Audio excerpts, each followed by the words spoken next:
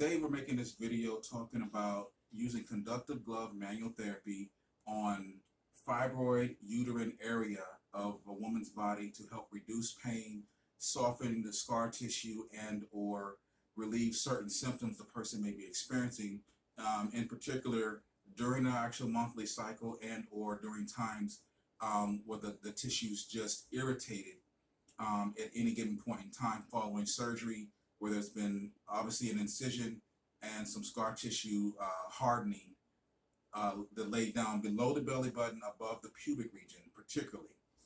So in this case, my client here, she's actually getting the electrode stem on her legs. She does not have this concern.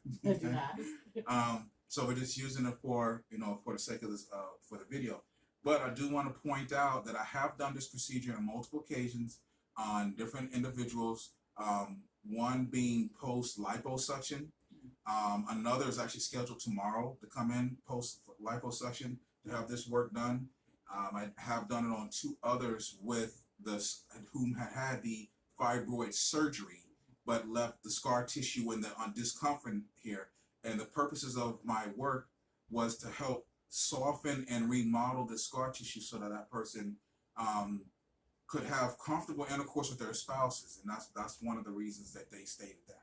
So, points of reference, there are a lot of information on the web. If you go look, for example, on PEMF, Post Electromagnetic Field Therapy Education.com and or drpollock.com. These are just two quick sources, fibroids and PEMF, and you get a hit on different articles and studies covering this particular topic, and they're, again, very recent, up to 2020. So with that said, one I have here from Dr. Pollock's website, menstrual cramps treatments with PEMF.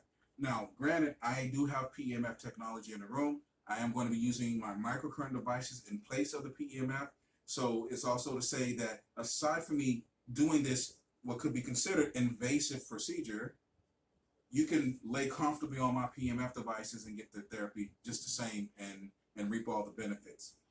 Main benefits: reduction in pain, softening of the tissues, remodeling of the scar tissue, and or promoting healing of other underlying tissues in the region.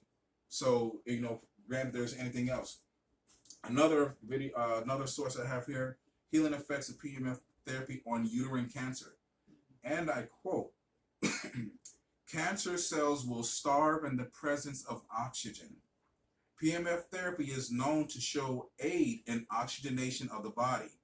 Cancer can't survive in an oxygen-rich environment. This is not me saying this. This is literally another article, 2020 article.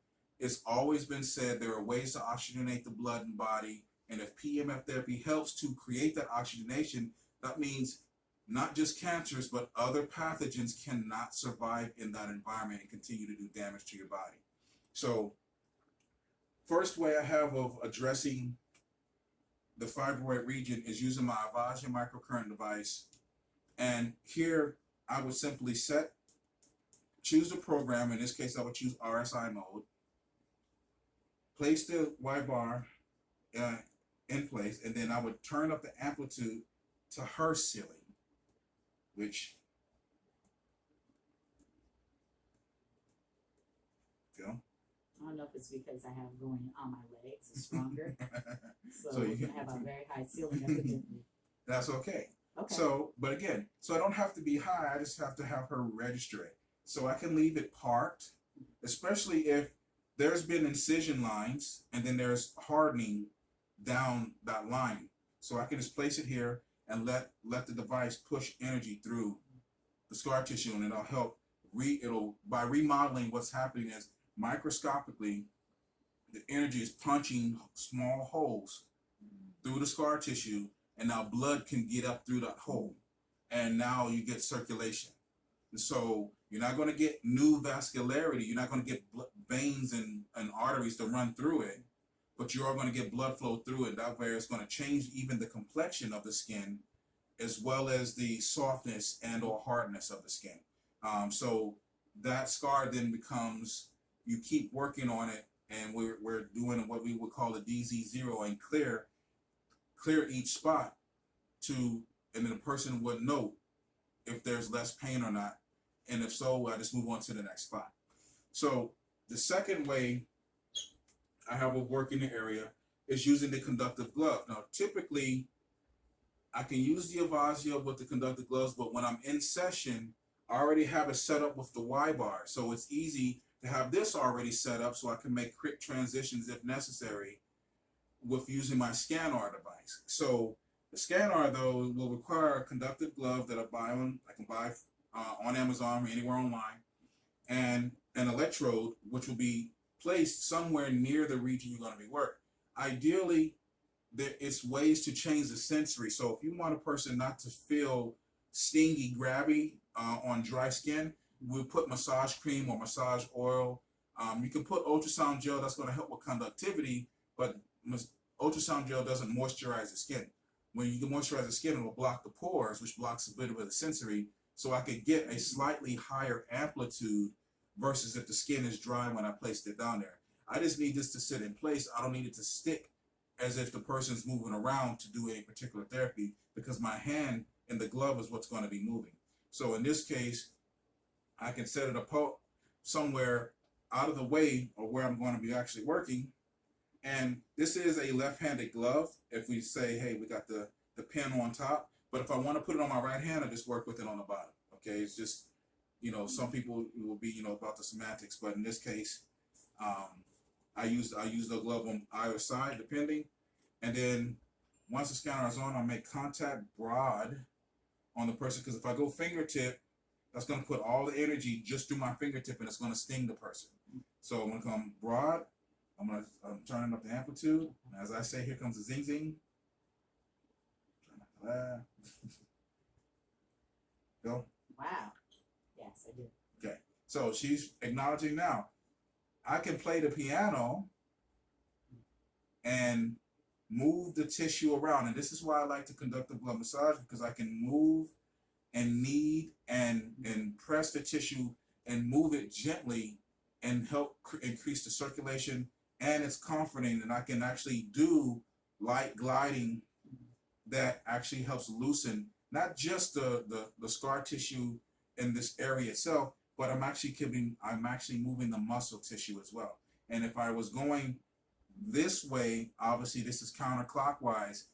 We know in massage this would actually constipate a person, so we would go clockwise to help promote the flow of the large intestine from down you got your ascending colon, transverse colon, descending colon, sigmoid colon, down to the exit. So right here, and I would just press and move the tissue. And again, I would do this for whatever short period of time necessary to get a change in the presence of the sensory, and then move on. Here's the time if I now take my pulse. Now I have a pulse X1, it's not the XL.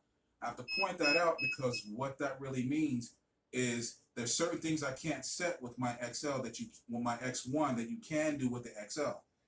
If I took the pulse and just set it here, and the tissue's already tender, and the pulse is tapping the tissue, that's going to cause the person discomfort. It's going to put them in a sympathetic nervous system response. They're not going to like what's happening. So the body's going to protect itself. It's not going to let you in to make an effective change.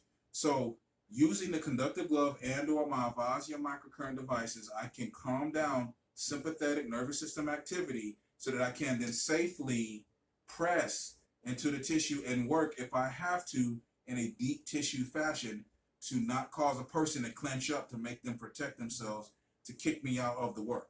So that being said, this is the way I've been able to use these modalities to reduce pain and improve the way a person's lower abdomen feels.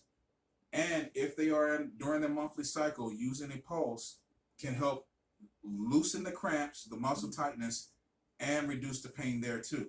So very effective ways, non-invasive, very direct and straightforward, and very effective. Good Yeah. job. Yeah. So I'm going to take a good one. When you hit me with the constipation, I said, other directions. Go the other way. Right. And I was literally thinking when you're doing that, I was like, since there's nothing to break up, I was like, I feel like I'm going to have a good one tonight.